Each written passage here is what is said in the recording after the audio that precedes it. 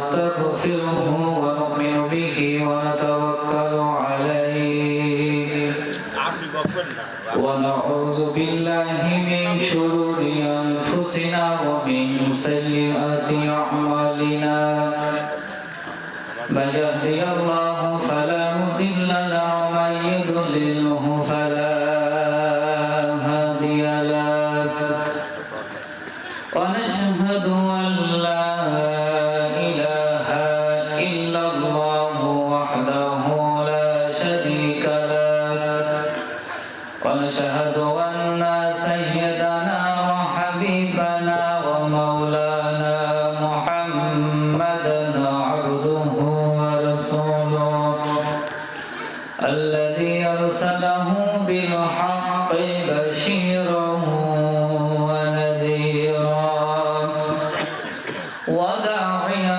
إلى الله بإذنه وسراجا منيرا فقد قال الله تعالى في كلامه المجيد والفرقانه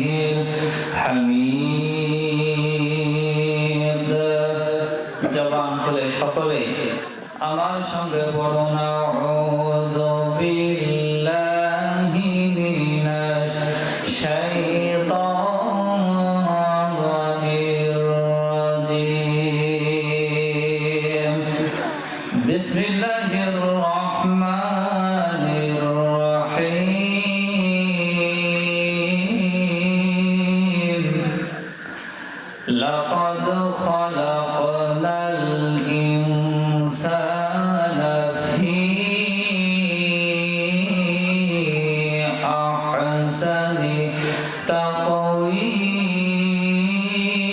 তাকওয়িম লাকাদ খালাকনাল ইনসানা ফি আহসানি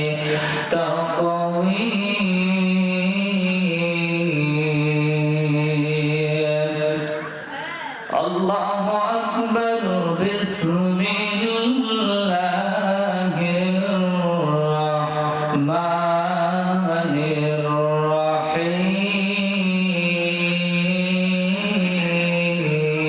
রহিম কাইফা তাকফুরুনা বিল্লাহি ওয়া কুনতুম আমওয়াতান فأحياكم ثم يميتكم ثم يحييكم ثم إليه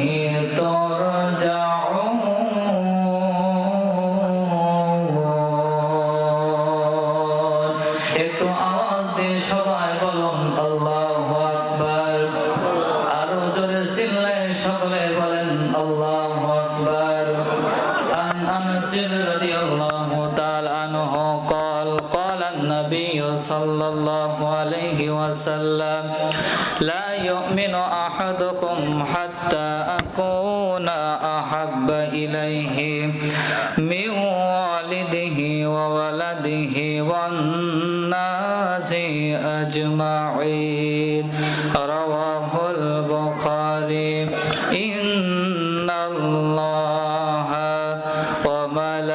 وملائكته يصلون على النبي يا أيها الذين آمنوا صلوا عليه وسلموا تسليما اللهم صل على سيدنا محمد وعلى آل سيدنا তুমি কত সুন্দর কি করে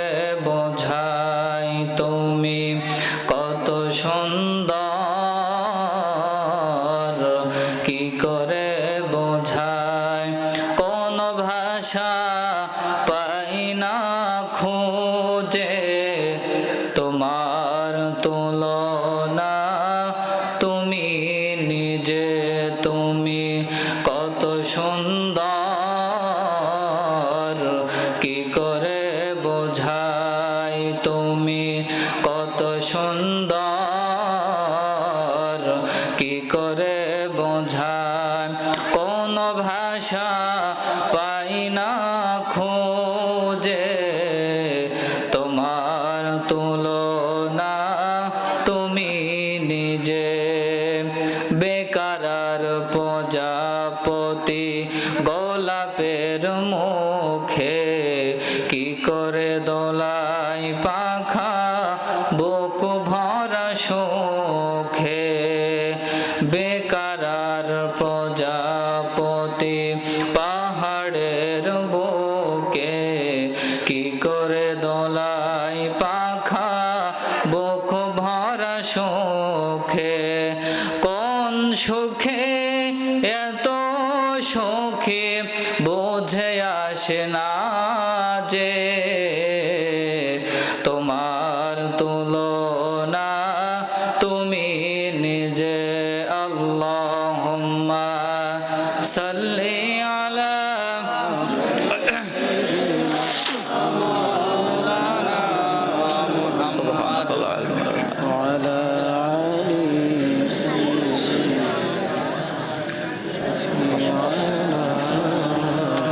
গভীর রজনী ভরা আকাশের তারায় কার প্রেমে জেগে জেগে হয় দিশেহারা গভীর রজনী ভরা আকাশের তারায় কার প্রেমে জেগে জেগে হয় দিশেহারা তোমার প্রেমের ভার আর সহে না যে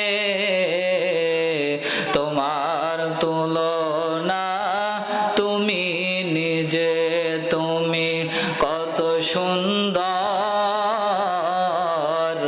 কি করে বোঝাই কোন ভাষা পাই না খোঁজে তোমার তুলনা তুমি নিজে বালাগাল উলা বিকামালিহি কাশাফাদ দুজা বিজামালিহি হাসনাত জামিউ খিসালিহি सल्लो अलैहि वालिहि मुझे कुछ मिले या न मिले मोहम्मद मिले यार ने होशाई जिससे अल्लाह मिले बलगल उला बिकमालिहि कशफद दुजा बिजमालिहि हसनत जमीउ खिसालिहि सल्लु अलैहि वालिहि আলহামদুলিল্লাহ সকল প্রশংসা সেই আল্লাহ সুবহানাহু ওয়া তাআলার দরবারে যে মহান রব্বুল ইজ্জতি ওয়াল জালাল আমাকে আপনাকে দুনিয়াবি সমস্ত কাজকে ফারাক করে একটি জান্নাতের বাগানে বসে কিছু কথা শোনা এবং বলা তৌফিক যে আল্লাহ পাক করে দিলেন সে মহান মালিকের দরবারে সকলে বলেন আলহামদুলিল্লাহ। আলহামদুলিল্লাহ। ঐতিহ্যবাহী জলকার মাধবপুর মাঝের পাড়া নেপাল ভাই কর্তৃক আয়োজিত তার মাসুম পুতনি সকলে জানেন ইন্তেকাল করেছেন, তার মাগফিরাতের জন্য আজকের এই অনুষ্ঠান। সেই মাগরিব থেকে আপনারা কথা শুনছেন, মাগরিব থেকে হাফেজ সাজিম উদ্দিন কথা বলেছেন, এরপরে হাফেজ কারি মাওলানা শফিকুল ইসলাম কাকু কথা বলেছেন, এরপরে আমার পাশে বসা শ্রদ্ধেয় ওস্তাদ সমতুল্য হাফেজ আবু দারদা হুজুর কথা বলেছেন, এরপরে আমার আগে যিনি কথা বললেন দিঘড়ি দাখিল মাদ্রাসার সম্মানিত শিক্ষক হাফেজ কারি মাওলানা মমিনুর রহমান ভাই সহ উপস্থিত আজকের মাহফিলের মাধবপুর উত্তরপাড়া হাফেজিয়া মাদ্রাসার সম্মানিত হাফেজ সাহেব মুহতামিম, এরপরে নাম না জানা অনেকে এখানে উপস্থিত আছেন, আর উপস্থিত হয়েছেন আমাদের সকলের মাথার তাজ গ্রামের আল্লাহ রাব্বুল আলামিন আমাদের একজন নয়নের মণি গ্রামে রেখেছেন হাফেজ সোহরাব হোসেন টিটো কাকু সহ আরো বিভিন্ন নাম না জানা অনেকেই, সামনে বসা মুরব্বী বাবাজিরা, পদ্মার আড়ালে স্নেহরত অবস্থানরত মা এবং বোনেরা, সকলের প্রতি আমার আন্তরিক সালাম। আসসালামু আলাইকুম ওয়া রাহমাতুল্লাহি ওয়া বারাকাতুহু। আপনারা সেই দীর্ঘ মাগরিব থেকে নিয়ে আলোচনা শুনছেন। আল্লাহ রাব্বুল আলামিন এই যে জায়গাটা আপনারা এখন বসে আছেন, এটা মাগরিবের আগ মুহূর্ত এই জায়গাটা একটা সামান্য একটা বাগানে পরিণত ছিল, কি বলেন ঠিক কিনা? কিন্তু আল্লাহ রাব্বুল আলামিনের রসুলের হাদিস অনুযায়ী এই জায়গাটা এখন জান্নাতের বাগান। আওয়াজ দিয়ে বলেন সুবহানাল্লাহ। রসুল কারীম সাল্লাল্লাহু আলাইহি সাল্লাম বলেছেন, যেই জায়গায় কুরআনুল কারীমের কথা বলা হয়, যেই জায়গায় কুরআনুল কারীমের কথা মানুষের মাঝে তুলে ধরা হয়, বোঝানো হয়, ওয়া আনসিতু লাআল্লাকুম তুরহামুন, ওই জায়গায় আল্লাহর রহমত বৃষ্টির মতো বর্ষণ হতে থাকে। বলেন সুবহানাল্লাহ। এই যে আপনারা এখানে বসে আছেন, মনে করছেন যে আমরা মনে হয় এখানে এসে খুব একটা লস করে ফেললাম। এখানে কেউ এসে কি লস করেছেন? এখানে কারোর মনে হয় যে আমরা এখানে লস করেছি? ছোট্ট একটা গল্প বলি। গ্রামের একটা লোক শহরে গেছে বেড়াইতে। কোথায় গেছে? তো গ্রাম্য লোক শহরে গিয়ে, গ্রামে তো আর অত 8-10 তলা 15 তলা বিল্ডিং তো থাকে না, যারা শহরে গিয়েছেন দেখেছেন। গ্রাম্য লোকটি শহরে যাওয়ার পরে লক্ষ্য করেছে একটা 10 তলা বিল্ডিং গুনে এরকম ভাবে আঙুল গুনে ঝাঁকিয়ে ঝাঁকিয়ে গুনতেছে, 1 তলা 2 তলা 3 তলা এরকম ভাবে 10 তলা পর্যন্ত গুনেছে। শহরের মানুষ এমনিতে চতুর হয়, গ্রামের মানুষটাকে পাগল ভেবে বলতেছে, হে ব্যক্তি এদিকে আসেন, আপনি যে বিল্ডিংটা আঙুল দিয়ে গুনলেন, আপনি কি জানেন এই জায়গায় বিল্ডিং গুনলে কিন্তু প্রত্যেকটা বিল্ডিং এর বিনিময়ে 5টা করে টাকা দিতে হয়। আচ্ছা, আপনারা একটা আমার জবাব দেন যে বিল্ডিং গুনলে কি টাকা দেওয়া লাগে? একটু জোরে বলেন, আরো জোরে। বিল্ডিং গুনলে কি টাকা দেওয়া লাগে? তাহলে ওই লোকটা ওনারে বোকা বানিয়েছে যে এই প্রত্যেক তলা বিল্ডিং, এই বিল্ডিং এর বিনিময়ে 5টা করে টাকা দেওয়া লাগে। ওই লোক পকেট থেকে এরকম ভাবে 10 তলা বিল্ডিং 50 টাকা 100 টাকার একটা নোট গুজে দিয়ে এসে বলতেছে, জানো সলিমউদ্দিন মাসকে কি হয়েছে? বলছে কি হয়েছে? ওই শহরে গিয়েছিলাম, প্রত্যেকটা বিল্ডিং গুনলে টাকা দেওয়া লাগছিল, আমি সলিমউদ্দিন বিল্ডিং গুনে টাকা দিয়ে খুব জিতেছি। আসলে ও কি জিতেছে না ঠকেছে? এখানে যারা বসে আছেন অনেকেই মনে মনে বলছেন যে আমরা যারা চার দোকানে বসে আছে ওরা মনে মনে করছে যে যারা এখানে কোরআন শুনছে খুব লস করলো, আর আমরা এখানে নগদ নগদ খবর দেখতেছি, আমরা টেলিভিশন দেখতেছি। আপনারাই বলেন যে এখানে এই যে ঠকলো কারা? এখানে ঠকলো কারা? চার দোকানদাররা ঠকে গেল। এজন্য আমার কথা কেউ, আমি আপনাদের ক্ষেতের বেগুন কি, আমি আপনাদের কি ক্ষেতের বেগুন, এজন্য আমার কথাই কেউ কিছু মনে করবেন না। যতটুকু পারি আমি একটা আয়াতে কারিমা তেলাওয়াত করেছি, সূরা বাকারা থেকে একটা আয়াতে কারিমা তেলাওয়াত করেছি। আল্লাহ রাব্বুল আলামিন আমাকে যদি কিছু কথা বলায় এবং আমাকে আপনাকে সকলকে কথাগুলো শুনে বাস্তব জীবনে আমল করার তৌফিক দান করুক। সকলে বলেন আল্লাহুম্মা আমিন। এখানে মূল উদ্দেশ্য কি? হুজুর দেখা না কোরআনুল কারীম শোনা? এখানে হুজুর দেখতে কারা কারা এসেছেন একটু হাত তোলেন তো। এখানে কেউ কি হুজুর দেখতে এসেছেন? এখানে এসেছেন কোরআনুল কারীম শোনার জন্য। তো শুরুতেই যদি ভূমিকা একটু কোরআনুল কারীমের কিছু কথা না বলা হয়, যদি সেই যে বিষয়টা নিয়ে আলোচনা করা হবে সেই বিষয়টার মূলই যদি সেখানে তুলে না ধরা হয়, কেমন একটা হয়ে যায় না? এজন্য কোরআনুল কারীমের কিছু কথা আপনাদের সামনে তুলে ধরবো। এই কোরআনটা হচ্ছে এমন একটা কোরআন, পৃথিবীর কোন বইয়ের মধ্যে আপনি পাবেন না যেখানে প্রথমে লেখা আছে জালিকাল কিতাবু লা রাইবা ফি হুদাল লিল মুত্তাকিন, there is no doubt or this is the holy book which contains that is doubtful and it is guidance to Allah fearing people। যুবকদের মতো বলেন আল্লাহু আকবার। এটা হচ্ছে এমন একটা কিতাব যেই কিতাবের মধ্যে এক তিল পরিমাণ সন্দেহের অবকাশ নাই। প্রথমেই বলতেছে সূরা বাকারা শব্দের শাব্দিক অর্থ হচ্ছে গরু বা গাভী, একটা যাই বলেন না কেন। আর নাস মানে হচ্ছে মানুষ। আল্লাহ তাআলা বোঝাতে চেয়েছেন যে গরু মার্কা মানুষ যদি এর মধ্যে প্রবেশ করে তো নাস মানুষ হয়ে বেরিয়ে যাবেন। আওয়াজ দিয়ে বলেন আল্লাহু আকবার। সম্মানিত হাজিরিন, এই কোরআনুল কারীম যুগে যুগে বিজ্ঞানের আবিষ্কার যত বাড়ছে, কোরআনুল কারীম সত্য কিতাব ততই প্রমাণ হয়েছে। আওয়াজ দিয়ে বলেন আল্লাহু আকবার। 1970 সালে আমেরিকার বিজ্ঞানী নীল আর্মস্ট্রং চাঁদের মাটিতে গিয়েছিল। কোথায় গিয়েছিল? আমেরিকার বিজ্ঞানী নীল আর্মস্ট্রং 1970 সালে চাঁদের মাটিতে যাওয়ার পরে, চাঁদের মাটি থেকে দুনিয়া আসার পরে কালেমা পড়ে মুসলমান হয়ে গিয়েছিল, পড়ে নিয়েছিল আশহাদু আল্লা ইলাহা ইল্লাল্লাহু ওয়া আশহাদু আন্না মুহাম্মাদান আবদুহু ওয়া রাসূলুহু।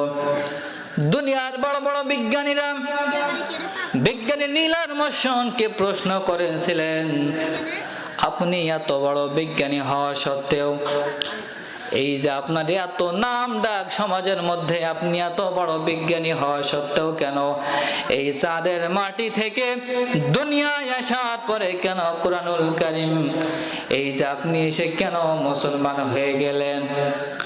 আমেরিকার বিজ্ঞানী নীল আর্মস্ট্রং সেই দিন জবাব দিয়েছিলেন, আমি দুনিয়ার মাটি থেকে, দুনিয়ার মাটিতে বসে কুরআনুল কারীম সূরা কমরের 1 নম্বর আয়াতে পড়েছিলাম, ওং শাক্কাল কমার, চাঁদ দ্বিখণ্ডিত হয়েছে। দুনিয়ায় বসে চাঁদ দ্বিখণ্ডিত হয়েছে, সূরা কমরের 1 নম্বর আয়াতে পড়লাম। কোরআন পড়ে আমি চাঁদের মাটিতে গিয়ে দেখি এখনো পর্যন্ত চাঁদ দুটো ভাগ হয়ে আছে। বলেন আল্লাহু আকবার।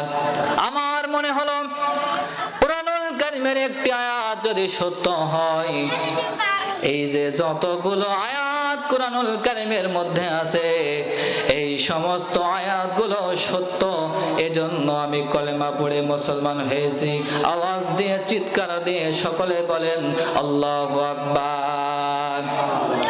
এটা হচ্ছে এমন একটা কোরআন যার মধ্যে আল্লাহ পাক রান্নাঘর থেকে শুরু করে নিয়ে ব্যক্তি জীবন পর্যন্ত যতগুলো মানুষের জীবন চলার ক্ষেত্রে যতগুলো জিনিস প্রয়োজন, ক্ষেত্র প্রয়োজন, সবগুলোকে আল্লাহ রাব্বুল আলামিন এই পবিত্র কোরআনুল কারীমের মধ্যে কোট করে দিয়েছেন।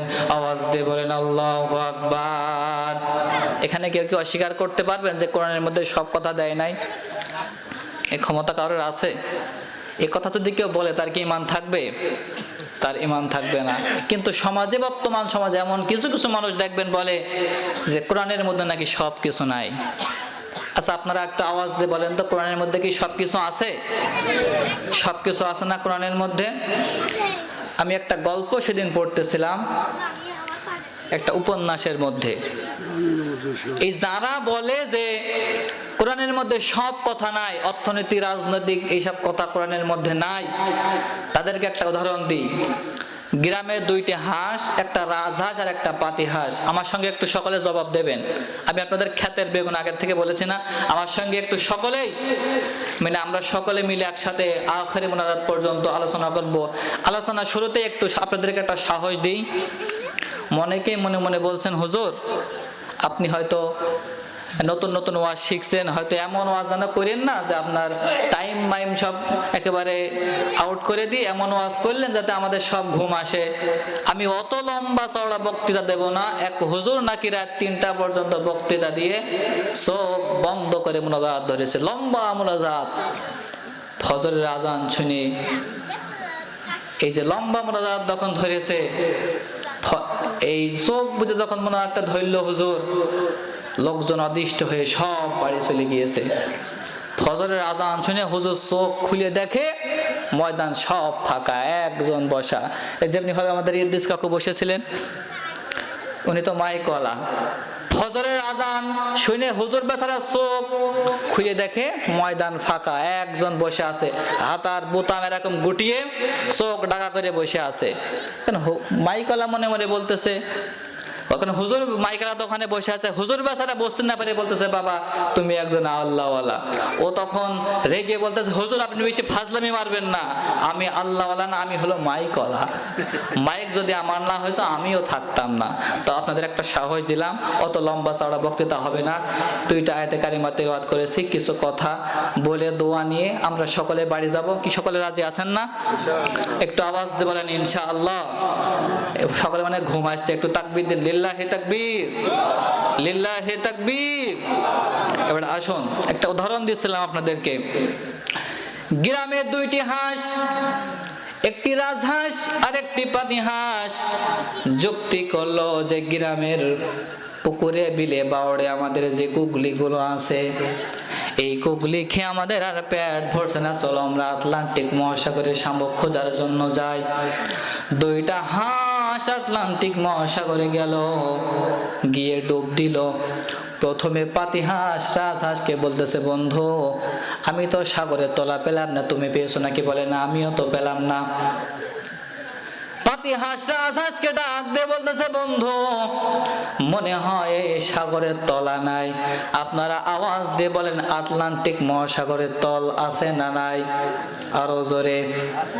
আটলান্টিক মহাসাগর 34,000 ফিট গভীর। 2টা হাঁস যুক্তি করলাম, এই আটলান্টিক মহাসাগরের তল নাই, চলো আমরা প্রশান্ত মহাসাগরের শামুক খোঁজার জন্য যাই। 2টা হাঁস প্রশান্ত মহাসাগরে গেল।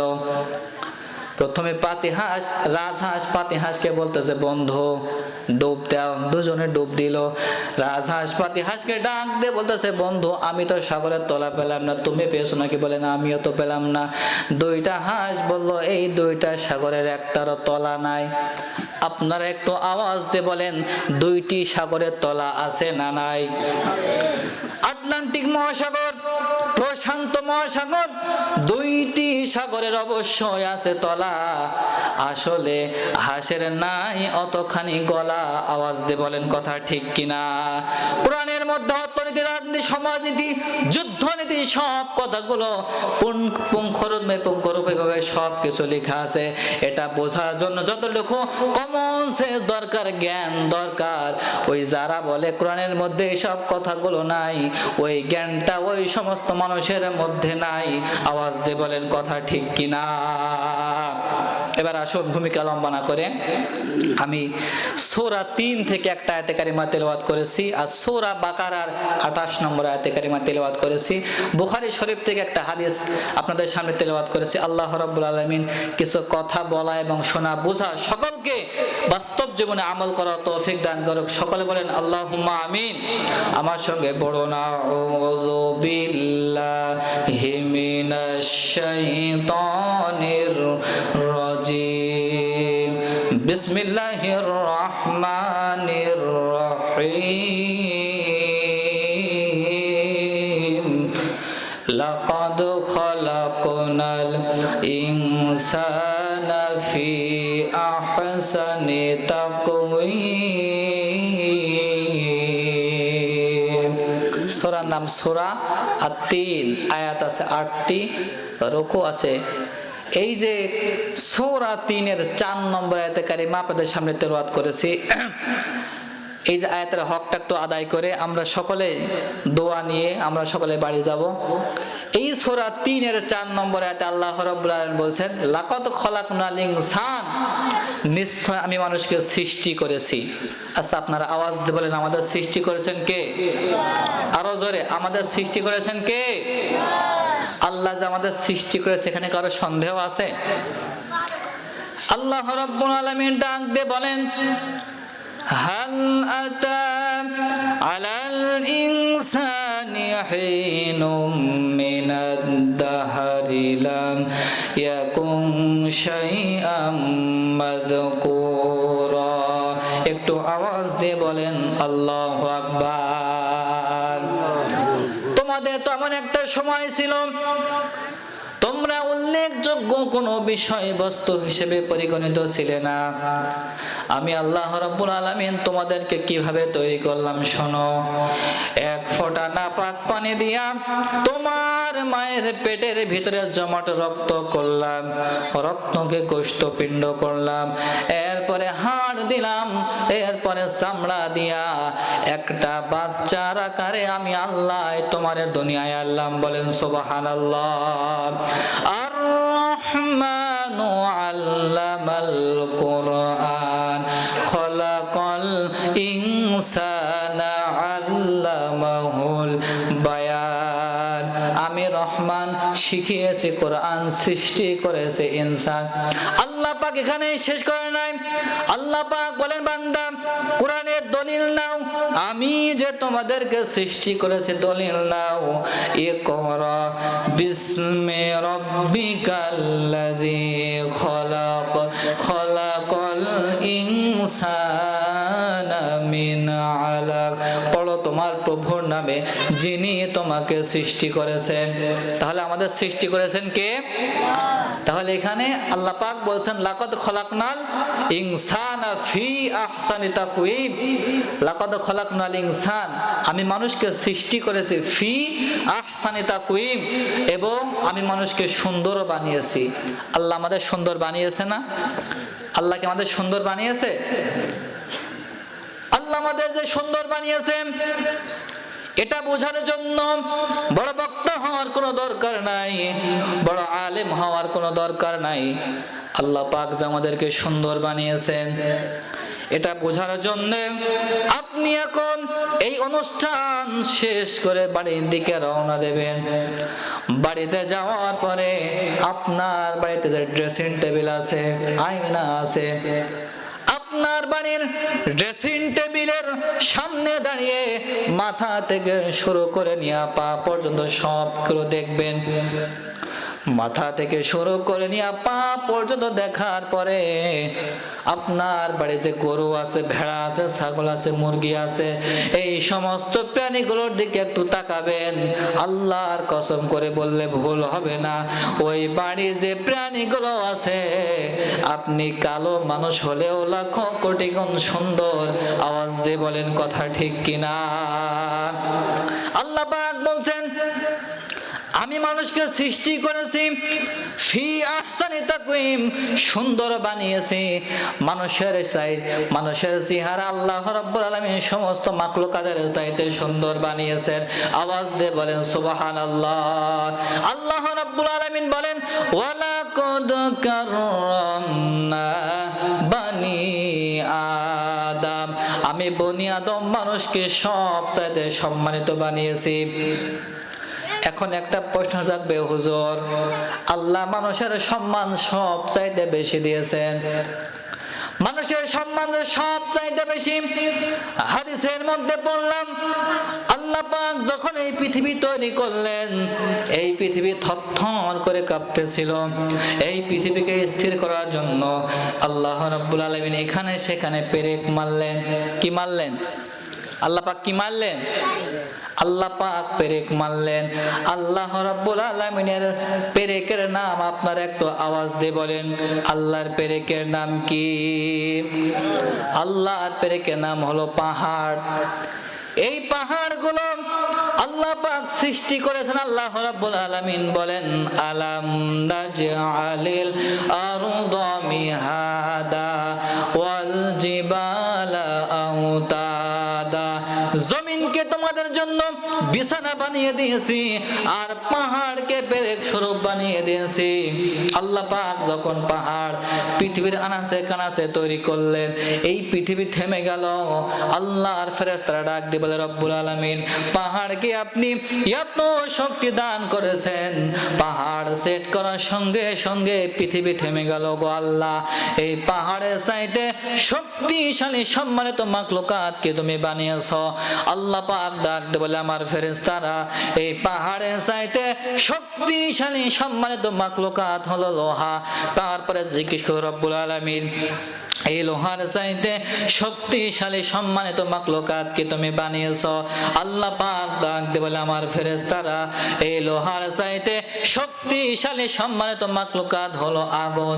তার কারণ হলো আপনারাই দেখতে পান, যতই টেম্পারওয়ালা লোহা হোক না কেন, ফেরেশতা ডাক দিয়ে বলে রব্বুল আলামিন, এই আগুনের চাইতে শক্তিশালী সম্মানিত মাখলুকাত কি তুমি বানিয়েছো।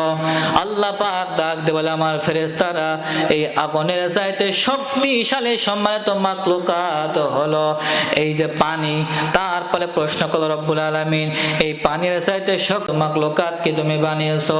আল্লাহ পাক ডাক দিয়ে বলে আমার ফেরেশতারা, এই পানির চাইতে শক্তিশালী সম্মানিত মাখলুকাত হলো বাতাস।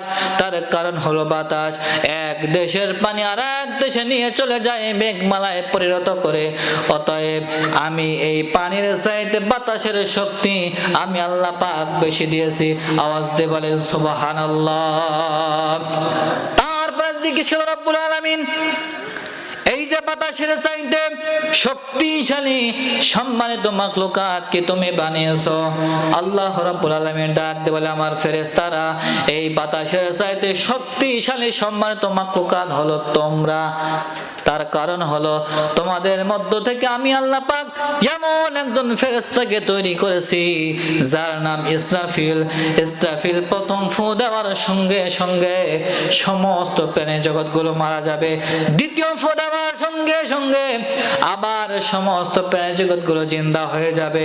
অতএব আমি আল্লাহ রাব্বুল আলামিন ওই বাতাসের চাইতে তোমাদের শক্তি, তোমাদের সম্মান আমি আল্লাহ পাক বেশি দিয়েছি। ফেরেশতারা নিজেদেরকে খুব অহংকারী মনে করতে লাগলো, আমরাই দামি, আমরাই সব। আল্লাহ পাক ডাক দিয়ে বলে আমার ফেরেশতারা, এত আনন্দ পাওয়ার কিছুই নাই, কিছুই নাই। শুনে রেখে দাও, শুনে রেখে দাও। মাটির চাইতে, লোহার চাইতে, আগুনের চাইতে, পানির চাইতে, বাতাসের চাইতে, এমন কি তোমরা নূরের তৈরি ফেরেশতার চাইতেও আমার মাটির তৈরি করা মানুষের সম্মান অনেক বেশি। একটু চিৎকার দিয়ে বলেন আল্লাহু আকবার। তাহলে আমাদের সম্মান কম না বেশি? আমাদের সম্মান আল্লাহর কাছে সব চাইতে বেশি। সম্মানিত হাজিরিন, মানুষের সম্মান সব চাইতে বেশি। মানুষ এখন দুই ভাগে বিভক্ত। কয় ভাগে? এই মানুষের মধ্যে এমন এক শ্রেণীর মানুষ আছে, আল্লাহ রাব্বুল আলামিন এই মানুষের মধ্যে এমন এক শ্রেণীর মানুষ আছে যারা মানুষ ভালো পক্ষেও কাজ করে, খারাপ পক্ষেও কাজ করে। মানুষ কয় ভাগে বিভক্ত? দুই ভাগে।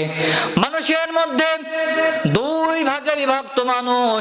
সম্মানিত হাজিরিন, এই যে মানুষের মধ্যে এমন কিছু মানুষ আছে, লাহুম কুলুবুল লা ইয়াফকাহুনা বিহা ওয়া লাহুম আ'য়ুনুল লা ইউবসিরুনা বিহা উলাইকা কাল আনআমি বাল হুম আযাল। মানুষের ভিতরে এমন কিছু মানুষ আছে যারা চোখ থাকতে আল্লাহর কোরআন দেখে, কোরআন অনুযায়ী আমল করে না। কান থাকতে আল্লাহর কোরআন শুনে, কোরআন অনুযায়ী আমল করে না। আল্লাহ রাব্বুল আলামিন বলছেন, ওরা দেখতে যতই মানুষ মনে হোক, ওরা মানুষ না, মানুষ না, পশু, বরং পশুর চাইতে নিকৃষ্ট। আওয়াজ দিয়ে বলেন ঠিক কিনা? সম্মানিত হাজিরিন, এই বিশ্বের বুকে আজকে মানুষ কোরআনকে নিয়ে ব্যঙ্গ করছে, ইসলামের বিরুদ্ধে কথা বলছে। মানুষের এমন নিকৃষ্ট পর্যায়ে মানুষ আজকে পৌঁছে গেছে, মানুষ আজকে আল্লাহকে নিয়ে আউল বাউল, আল্লাহকে নিয়ে ফাউল মার্কা কথা বলতে কিন্তু দ্বিধাবোধ করছে না। আওয়াজ দিয়ে বলেন ঠিক কিনা? কি এমন জামানায় চলে আসলাম, আল্লাহ রাব্বুল আলামিনকে নিয়ে কটূক্তি পর্যন্ত এই সমাজে করা হচ্ছে, কোরআনকে নিয়ে ব্যঙ্গ করা হচ্ছে। নর্থ সাউথ ইউনিভার্সিটিতে কোরআনকে নিয়ে কিভাবে দেখবেন ব্যঙ্গ করেছে, আমি মনে করি ওরা সব হলো মুতুল্লিম বাদা যালিকা জানিব। একটু আওয়াজ দিয়ে বলেন কথা ঠিক কিনা? সম্মানিত হাজিরিন, এমন একটা সময় আসবে ইসলামী আইন যদি চালু হয়ে যায়, এই সমস্ত বাউল এবং ফাউলদেরকে ইসলামী শরীয়ত আইন অনুযায়ী এদেরকে ফাঁসি দিয়ে দুনিয়া থেকে বিদায় করে দেওয়া লাগবে। আওয়াজ দিয়ে বলেন কথা ঠিক কিনা? ইসলামী আইন যদি চালু হয়ে যায়, সমাজের মধ্যে কোনো বাধা থাকবে না, চাঁদাবাজি থাকবে না, লুণ্ঠন থাকবে না। একটা মহিলা রাস্তা দিয়ে হেঁটে যাবে, কোনো দস্যু যুবক তাকানোর সাহস পাবে না। সেই দিন আসতেছে। এজন্য আমাদের ছোট্ট ছোট্ট সোনামণিরা কি সুন্দর ভাবে বলে, কোন একদিন এদেশের আকাশে কালেমার পতাকা দুলবে। আমার সাথে সবাই একটু পড়ে, সেদিন সবাই খোদারি বিধান পেয়ে দুঃখ বেদনা ভুলবে। কোন একদিন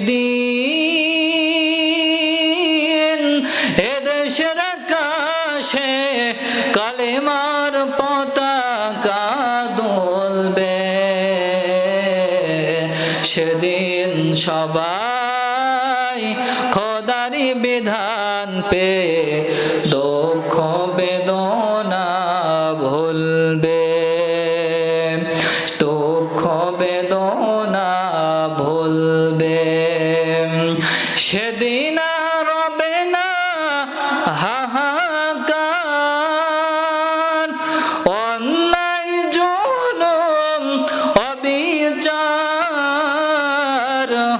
সেদিন আর রবে না হাহাকার, অন্যায় জুলুম অবিচার। দুর্নীতি কদাচার, দুর্নীতি কদাচার, সকলে শান্তিতে থাকবে। সেদিন সবাই খোদারি বিধান পেয়ে দুঃখ বেদনা ভুলবে। আওয়াজ দিয়ে বলেন ঠিক কিনা? সম্মানিত হাজির, এবার আসুন। অনেকে মনে মনে বলবেন, হুজুর আপনি তো বললেন মানুষের সম্মান সমস্ত মাখলুকাতের চাইতে মানুষের সম্মান সব চাইতে বেশি।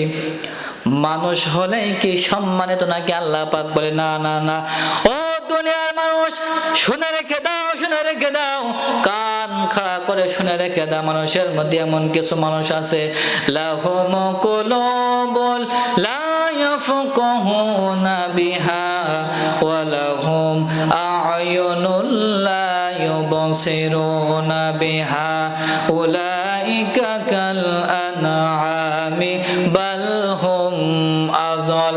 মানুষের ভিতরে এমন কিছু মানুষ আছে যারা চোখ থাকতে আল্লাহর কোরআন দেখে কোরআন অনুযায়ী আমল করে না, কান থাকতে আল্লাহর কোরআন শুনে কোরআন অনুযায়ী আমল করে না।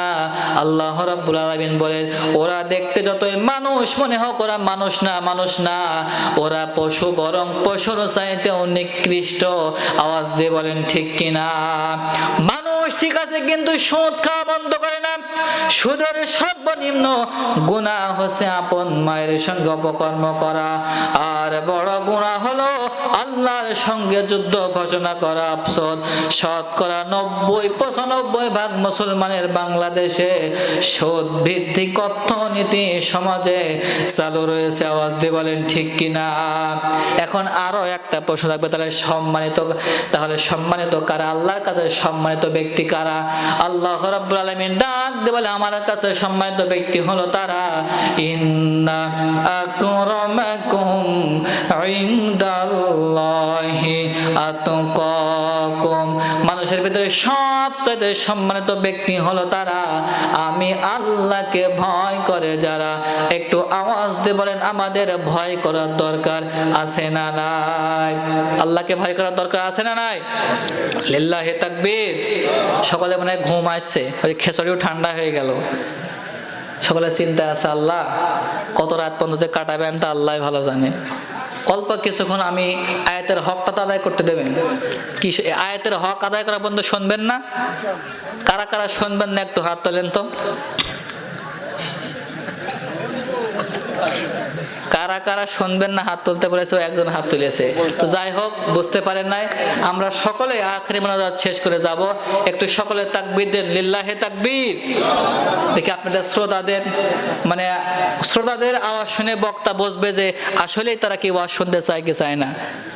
স্বামী স্ত্রীর মধ্যে ঝগড়া লেগেছে, তো স্ত্রী প্রতিদিন স্বামীর কাছে মায়ের খায়, স্বামীও কায়দা রকম ভাবে ঝাড়ে। তা একদিন স্ত্রী উদ্যোগ করে বলছে, তুমি কি আসলে তুমি কি আমাকে রাখতে চাও না, নাকি আমার এই ঝড়ে মারা এইভাবে যে নির্যাতনটা করো? স্বামী বেচারা বলতেছে যে তোমারে রাখতে চাই কি রাখতে না, কিলির ওয়েট দেখে বোঝো না? তা আপনাদের অবস্থা তাই, আপনারা ওয়াজ শুনছেন কি শুনছেন না, আমি আপনাদের মনোযোগ আকর্ষণ করতে পারছি। এজন্য বক্তার ওয়াজ করতে গেলে শ্রোতাদের সাউন্ড দরকার হয়, কি বলেন ঠিক কিনা? এজন্য আপনারা মাঝে মধ্যে একটু সুবহানাল্লাহ আলহামদুলিল্লাহ বললেন, অল্প কিছুক্ষণের মধ্যেই শেষ করে দেব। আজকে তো আমরা আলেমদেরকে মর্যাদা দিতে পারি না, আলেমদের মর্যাদা আমরা কোথা থেকে দেব আমাদের? অথচ এই আল উলামা ওয়ারাসাতুল আম্বিয়া, রাসূল কারীম সাল্লাল্লাহু আলাইহি ওয়াসাল্লাম বলেছেন আলেম ওলামারাই হচ্ছে এই জাতির রাসূল কারীম সাল্লাল্লাহু আলাইহি ওয়াসাল্লামের উত্তরাধিকারী বা অনুসারী। এই যে কতগুলো আলেম এখানে বসে আছেন, সে মাগরিব থেকে কথা বলেছেন, এত ওয়াজ কি করা লাগে? এত ওয়াজ করা লাগে না, অল্প আমলই নয়দের জন্য যথেষ্ট। এই জন্য আমরা আজকে আলেমদেরকে এমন মর্যাদা, হুজুরদের কথা শুনলেই বিরক্ত, এমন একটা পরিবেশ সমাজে চালু হয়ে গিয়েছে, হুজুরদের ওয়াজ শুনলেই বলে হ্যাঁ অমুক হুজুর ওয়াজ, ও ভালো কইবেন না। এজন্য আমাদেরকে আলেমদের আমরা কেমন মহব্বত করি দেখেন। আজকে এক পীর সাহেবের বাড়ি এক মুরিদ গিয়েছে, এই মুরিদের বাড়িতে এক পীর সাহেব গিয়েছে দাওয়াত খেতে। কি করতে গেছে? দাওয়াত খাওয়ার জন্য গেছে। ওয়াজের মাঝে একটু যদি শ্রোতাদের মন আকর্ষণ করার জন্য, এই যে আপনারা সবাই ঘুমোচ্ছেন, অধিকাংশ লোক আমি দেখতে পাচ্ছি কয়েকজন ঘুমের ঘরে পড়ে আছেন, অথচ চায়ের দোকানে যদি বসে থাকতেন এরকম ভাবে এক দৃষ্টিতে তাকায় থাকে, পেছন থেকে বোম মারলেও টের পাওয়া যাবে না, এমন হতভাগা আমাদের দেশে আছে। আওয়াজ দিয়ে বলেন ঠিক কিনা?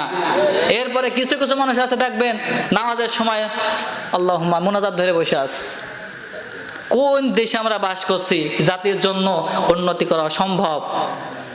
চায়ের দোকানে আপনি আজান দিচ্ছে, আপনি একেবারে এগুলো চেঞ্জ তো করা যাবে না, আপনি নিষিদ্ধ একটা আছে, আজান হচ্ছে আপনি নামাজ পড়েন, তা না, আপনি এমন মোনাজাত ধরে বসে আছেন, সেই সন্ধ্যে থেকে নিয়ে রাত 1টা পর্যন্ত মোনাজাত সে একেবারে ধরে বসে আছেন আপনি।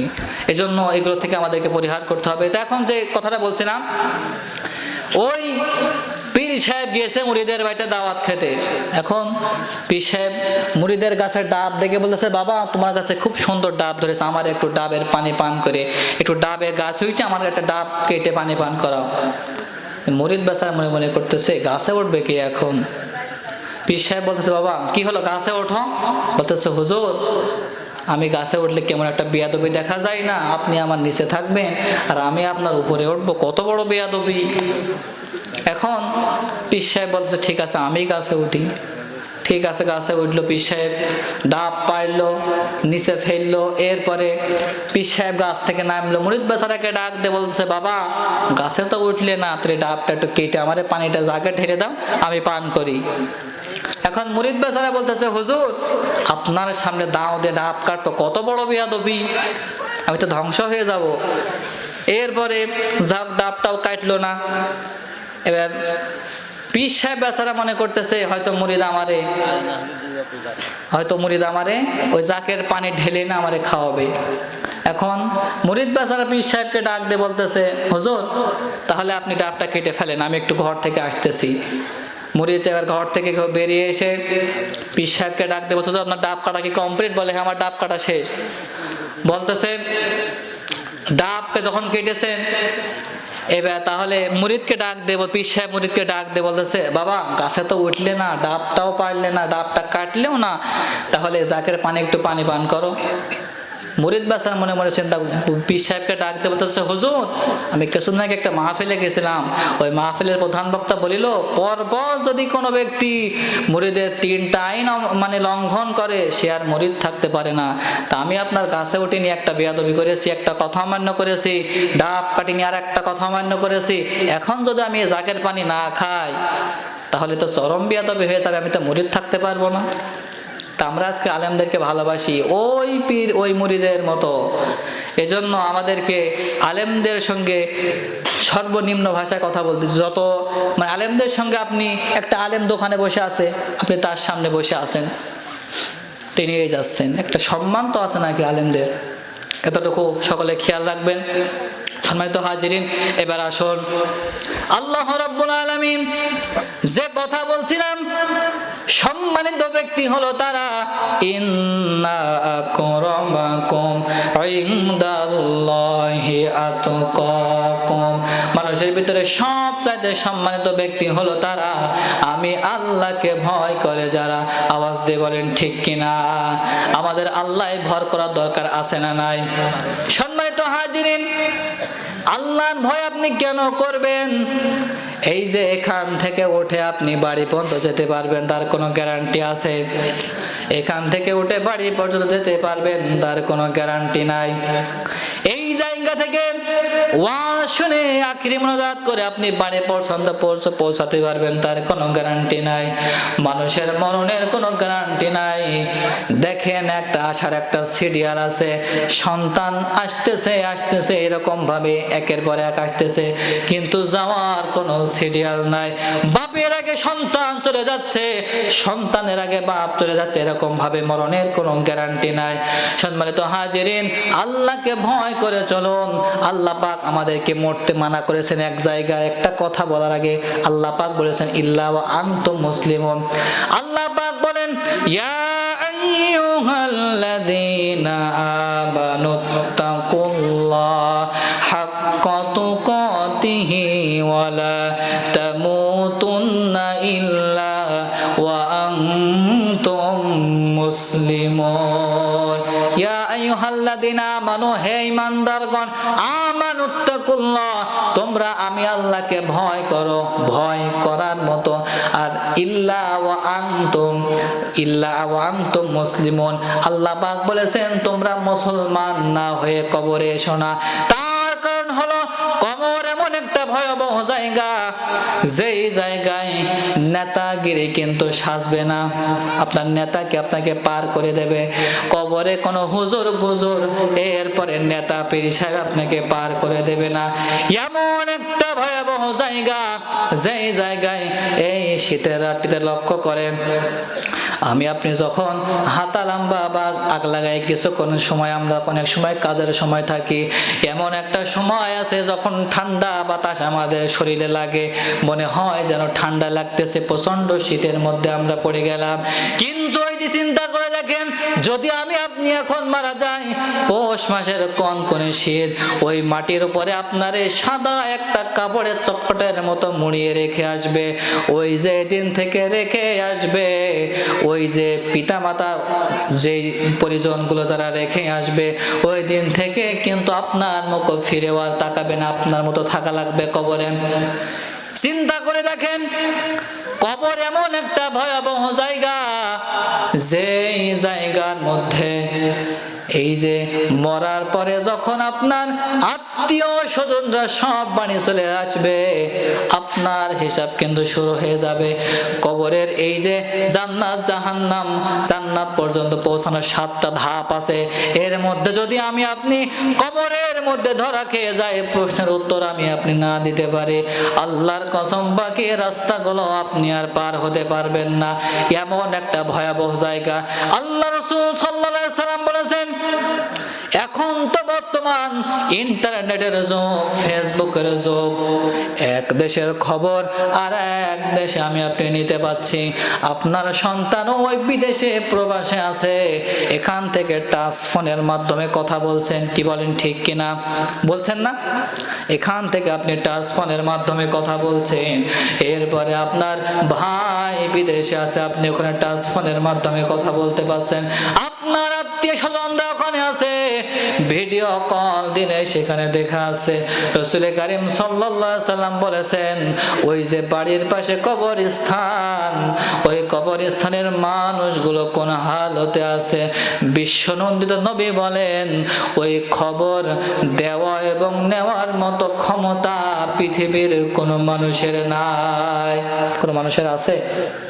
এমন একটা নির্জন জায়গা, এজন্য কার কখন মরণ হবে এটা বলা যাবে না। আমার মরণ আসিবে কখন কেউ তো জানে না, তোমার মরণ আসিবে কখন কেউ তো জানে না। আমি মরে গেলে, ও আমি মরে গেলে তোমরা আমার ভুইলা যাইও না, আমি মরে গেলে তোমরা আমার ভুইলা যাইও না।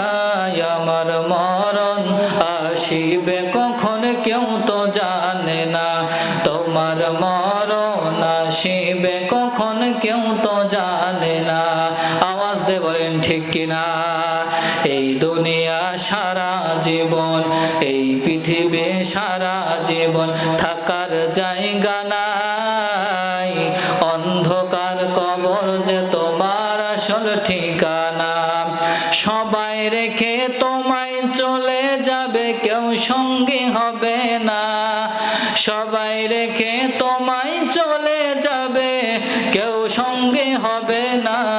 আমার মরণ আসিবে কখন কেউ তো জানে না, তোমার মরণ আসিবে কখন কেউ তো জানে না। আওয়াজ দিয়ে বলেন কথা ঠিক কিনা? সম্মানিত হাজিরিন, এজন্য আমাদেরকে কবরের চিন্তা ভাবনা সব সময় রাখতে হবে।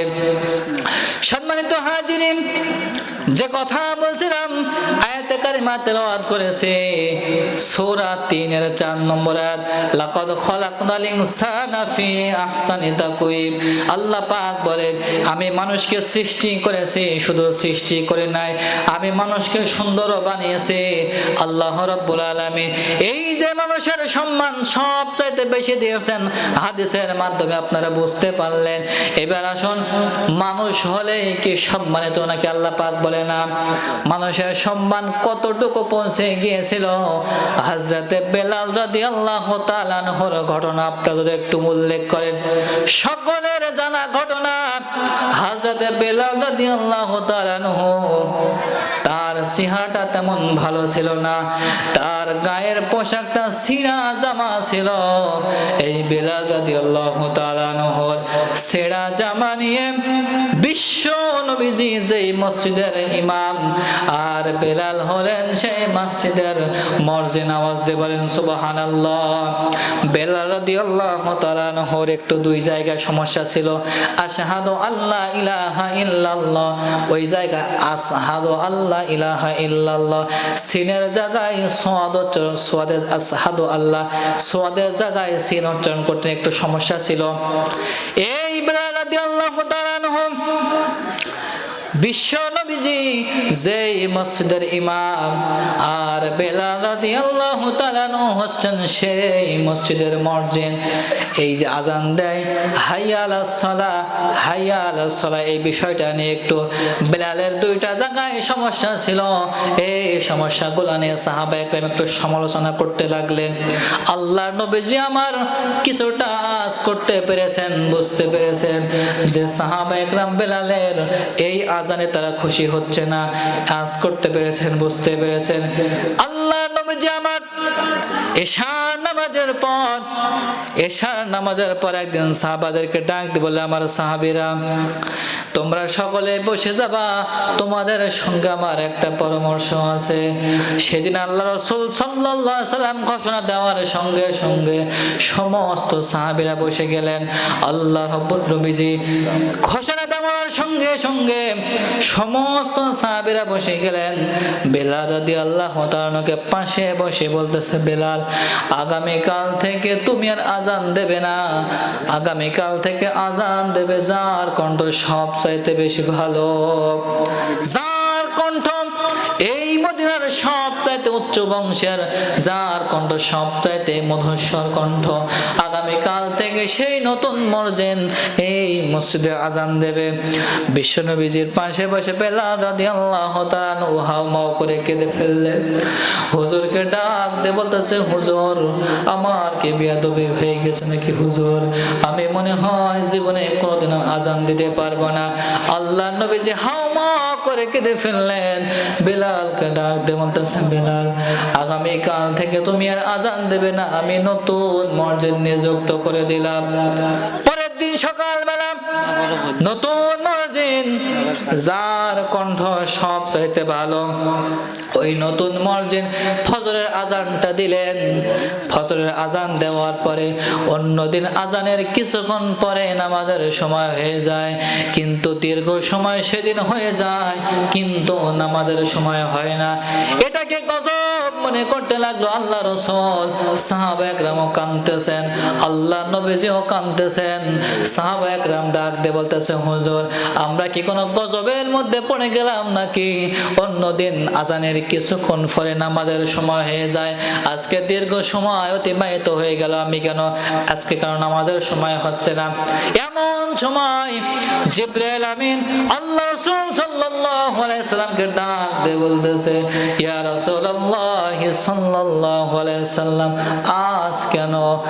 আজ কেন মদিনার মসজিদে ফজরের আজানটা হয় নাই? আল্লাহ নবীজি হাওমাকে দেখে বলেছে, কে বলেছে আজান হয় নাই? আজকে তো হাবশি গোলাম গরিব মানুষটা আজান দেয় নাই, আজকে আজান দিয়েছে যার কণ্ঠটা সব চাইতে ভালো, যেই ব্যক্তি এই মদিনার সব চাইতে উচ্চ বংশের, সেই ব্যক্তি তো আজকে আজান দিয়েছে। জিবরাইল আমিন ডাক দিয়ে বলতেছে, ইয়া রাসূলুল্লাহ সাল্লাল্লাহু আলাইহি সাল্লাম, আল্লাহ পাক বলে দিয়েছেন যতক্ষণ পর্যন্ত আমার হাবশি বেলাল কালো মানুষটা আজান দেবে না ততক্ষণ পর্যন্ত ফজরের নামাজের সময় হবে না। একটু চিৎকার দিয়ে বলেন আল্লাহু আকবার। এই যে এখানে প্রমাণিত হয়ে যায় মানুষের সম্মান আল্লাহ পাক সব চাইতে বেশি দিয়েছেন। কালো মানুষ হলেও আল্লাহর কাছে সম্মানিত। আল্লাহ পাক বলেন, ইন্নাল্লাহা ইনদাহু ইলমুস সাআ ওয়া ইউনাসিলুল গায়ব। এখানে এই যে আয়াতটার মধ্যে সূরা লোকমানের এই যে শেষের আয়াত, এখানে 10টা আখরাতের কথা আছে, এখন বলতে পারছি না, সময় নাই। সম্মানিত হাজিরিন, এই যে কালো মানুষের সম্মানটা কোন জায়গায় পৌঁছে গেল লক্ষ্য করুন। বেলাল রাদিয়াল্লাহু তাআলা আল্লাহর কাছে এত পরিমাণ মর্যাদাশীল তিনি হয়েছিলেন, আল্লাহ রাব্বুল আলামিন এত হাবশি গোলাম তিনি হয়ে গিয়েছিলেন। তিনি হয়েছিলেন বিশ্ব নবীজি সাল্লাল্লাহু আলাইহি সাল্লামের একজন প্রিয় বান্দা। বলেন সুবহানাল্লাহ। সম্মানিত হাজিরিন, রাসূল কারীম সাল্লাল্লাহু আলাইহি সাল্লাম বলেছেন, মান তাশাব্বাহা বিকওমিন ফাহুয়া মিনহুম। এই দুনিয়ার মধ্যে যার সঙ্গে যার সম্পর্ক থাকবে, আখিরাতের ময়দানে তার সঙ্গে তার হাসর হবে।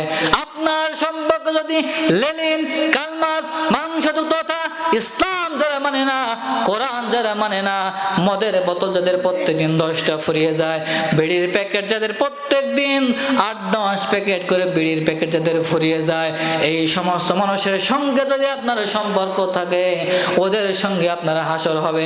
আর আপনার সম্পর্ক যদি আলেমদের সঙ্গে হয়, দিনদার ব্যক্তিদের সঙ্গে আপনার সম্পর্ক থাকে, তাদের সঙ্গে আপনার হাসর হবে। এজন্য ভালো মানুষ থাকবে যেখানে, আমরা থাকবো সেখানে। আওয়াজ দিয়ে বলেন ঠিক কিনা। সম্মানিত হাজিরিন, আল্লাহ রাব্বুল আলামিন বলেন, কাইফা তাকফুরুনা বিল্লাহি ওয়া কুনতুম আমওয়াতান ফাআহইয়াকুম সুম্মা ইউমীতুকুম সুম্মা ইউহয়ীকুম সুম্মা ইলাইহি তুরজাউন। কেমনে কুফরি করো? আল্লাহ পাক বলেন, কেমনে তোমরা কুফরি করো, অথচ তোমরা ছিলে নিষ্প্রাণ, তোমাদের কোনো উল্লেখযোগ্য কোনো বিষয়বস্তু তোমরা ছিলে না। এই মাটি থেকে তোমাদেরকে সৃষ্টি করা হয়েছে, আবার এই মাটির মধ্যে তোমাদেরকে চলে যাওয়া লাগবে। আওয়াজ দিয়ে বলেন কথা ঠিক কিনা। সম্মানিত হাজিরিন, আজকে আমরা মুসলমান, সংখ্যাগরিষ্ঠ মুসলমান, আজকে আমরা 90-95% মুসলমান হওয়ার পরও আমরা তামাম বিশ্বাসকে মার খাচ্ছি।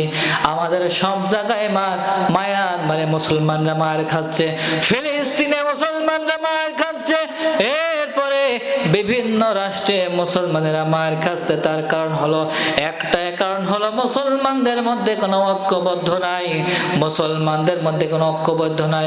ইহুদি খ্রিস্টানদের ওরা মাত্র কয়েক %, তারপরেও আমরা তাদের সঙ্গে পেরে দিচ্ছি না। সম্মানিত হাজিরিন, আমাকে আপনাকে আগামী যেন কোরআনের আইন চালু হয়, কোরআনের আইন সমাজের মধ্যে যদি বাস্তবায়ন হয়ে যায়, আমাদেরকে যেন চুরি বন্ধ হবে, দুর্নীতি বন্ধ হবে, চাঁদা বন্ধ হবে, এমন সুসমাজ আমাদেরকে কায়েম করার জন্য চেষ্টা করতে হবে। আওয়াজ দিয়ে বলেন ঠিক কিনা?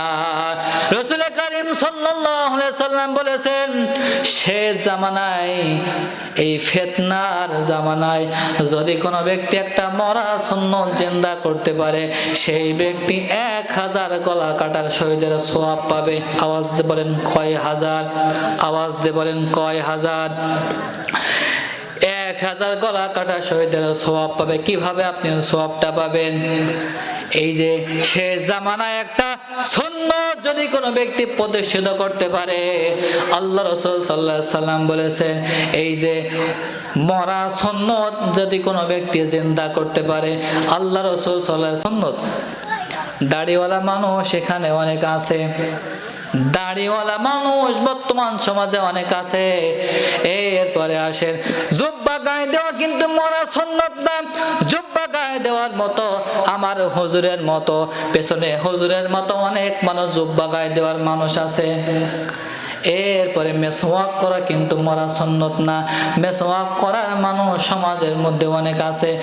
এরপরে সমাজের মধ্যে এই যে মরা সুন্নাত যে কথাগুলো বললাম, এই আল্লাহ রাব্বুল আলামিন বলেন এই মরা সুন্নাত, এইগুলো কিন্তু মরা সুন্নাত না। আল্লাহ রাব্বুল আলামিনের আইন সমাজে চালু করার জন্য, কোরআনের রাজ কায়েম করার জন্য প্রয়োজন যদি হয়, তাদের সহযোগিতা করা, এইটাই হলো মরা সুন্নাত জিন্দা করা। আর এই মরা সুন্নাত জিন্দা করবে যারা, 1000 গলা কাটা শহীদের সওয়াব পাবে তারা। আওয়াজ দিয়ে বলেন ঠিক কিনা? একটু দরুদ শরীফ পড়েন, আল্লাহুম্মা সাল্লি আলা। শেষ করতে ওয়ালা আলি সাইয়্যিদিনা লা ইলাহা ইল্লাল্লাহ সুবহানাল্লাহ আলহামদুলিল্লাহ লা ইলাহা ইল্লাল্লাহ সুবহানাল্লাহ আলহামদুলিল্লাহ লা ইলাহা ইল্লাল্লাহ লা ইলাহা ইল্লাল্লাহ মুহাম্মাদুর রাসূলুল্লাহ। মানুষ কই যায় রে দুনিয়া ছাড়িয়া, মসজিদের ওই পালকি আয়না দোলা দেয় সাজায়া তারে জনমের লাগিয়া।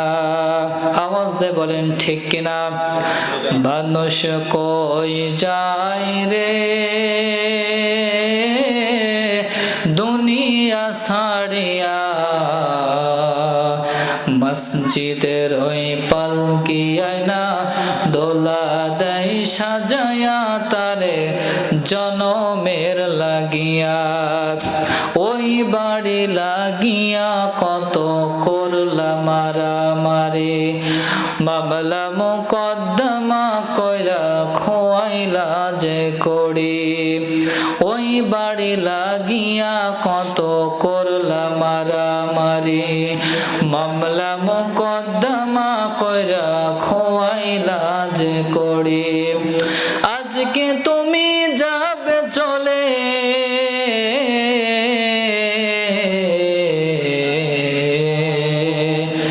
আজকে তুমি যাবে চলে সব কিছু ফেলিয়া, মসজিদের ওই পালকি আয়না দোলা দেয় সাজায়া তারে জনমের লাগিয়া।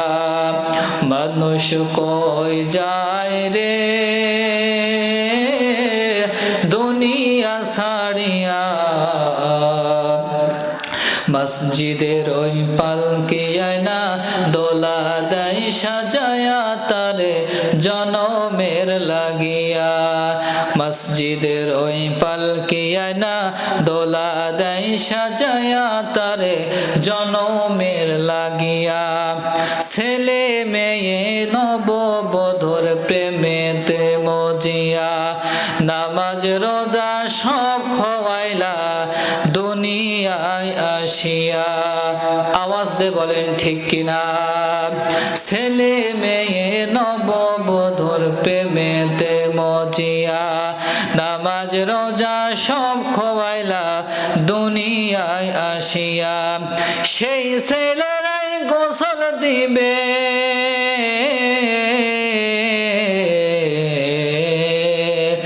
সেই ছেলেরাই গোসল দিবে মশারি টাঙায়া, মসজিদের ওই পালকিয়ায় না দোলা দেয় সাজায়া তারে জনমের লাগিয়া। মানুষ কই যায় রে দুনিয়া ছাড়িয়া, মসজিদের ওই পালকিয়ায় না দোলা দেয় সাজায়া তারে জনমের লাগিয়া। আওয়াজ দিয়ে বলেন ঠিক কিনা? এই যে মসজিদের যে পালকিটা আমার আপনার বাসায় আসবে, মসজিদের পালকিটা এই যে মনে করেন অন্য অন্য যখন আমরা এখানে কোনো আত্মীয় বাড়ির দিকে যাই বা কোথাও যখন যাই আমরা গাড়ির মাধ্যমে কিন্তু বাড়ি থেকে রওনা হই, কি বলেন ঠিক কিনা? কিন্তু যেদিন আমি আপনি আমার আপনার আসল বাড়িতে চলে যাব, সেই দিন কিন্তু আমার আপনার জন্য ওই চৌগাছার বাজার থেকে গাড়ি আসবে না, ওই দিন কিন্তু আমার আপনার জন্য যশোর থেকে গাড়ি আসবে না, ওই দিন একটাই গাড়ি আসবে, সেটা হলো ওই মসজিদের বারান্দা থেকে। কথা বলেন ঠিক কিনা? এজন্য সোজা হবেন, তবে মরার পরে সোজা হয়ে কোনো লাভ নাই বাবা, মরার পরে সোজা হয়ে কোনো লাভ নাই। দুনিয়াতে থেকে সোজা হন। দেখছেন না আল্লাহ তাআলা কিছু ঝাঁকুনি দিয়ে যাচ্ছে, টের পাননি? কিছুদিন আগে ঝাঁকুনি দিচ্ছে, সতর্ক বার্তা দিয়ে যাচ্ছে, সংকেত হয়ে যাও, সময় তোমাদের স্বল্প। যারা এরকম বড় বড় বিল্ডিং এর ভিতরে ছিলেন তারা টের পেয়েছেন। আল্লাহ তাআলা বলেন এই যে কম্পনগুলো শুরু হয়, এই যে কম্পনগুলো দেখতেছেন, এই কম্পনগুলো আল্লাহ পাক মানুষকে সতর্ক করে দেয়, সবগুলো নিজের দুই হাতের কামায়। কিসের কামাইগুলো? এই যে আপনারা যত আবাদ বিবাদ দেখতেছেন না, সাইক্লোন বলেন, ভূমিকম্প বলেন, সবগুলো হলো আমার আপনার দুই হাতের কামাই। আল্লাহ পাক বলেন যহরাল ফাসাদু ফিল বাররি ওয়াল বাহরি বিমা কাসাবাত আইদিন নাসি লিয়ুযিকাহুম বা'দাল্লাযী আমিলু লাআল্লাহুম ইয়ারজিউন। একটু চিৎকার দিয়ে বলেন আল্লাহু আকবার, আরো চিৎকার দিয়ে বলেন আল্লাহু আকবার। আল্লাহ রাব্বুল আলামিন ডাক দিয়ে বলেন জলে স্থলে যত প্রকার আযাব গজব তোমরা দেখতেছো, এই সবগুলো হলো তোমাদের দুই হাতের কামাই। সম্মানিত হাজিরিন, এই যে ভূমিকম্প, কম্পন শুরু হয়ে যাবে, হাদিসের মধ্যে বর্ণনা করা আছে কোন এক শুক্রবারের দিন এইরকম ভাবে কম্পন হতে থাকবে, আসমান একটার পর একটা পড়বে, এই বিশাল বিল্ডিং গুলো সব ভেঙে চুরে চুরমার হয়ে যাবে। এরপরে আল্লাহ রাব্বুল আলামিনের ডাকে সাড়া দিয়ে সমস্ত মানুষগুলো এইরকম ভাবে কবর থেকে উঠতে থাকবে, একটা হাহাকার সৃষ্টি হয়ে যাবে দুনিয়ার বুকে। সামান্য একটা কম্পনে আমি শহরের উপর থেকে যখন এরকম ভাবে যখন একটা কম্পন শুরু হলো, রুম থেকে বাইরে এসে দেখি মানুষেরা হাহাকার শুরু করে দিয়েছে।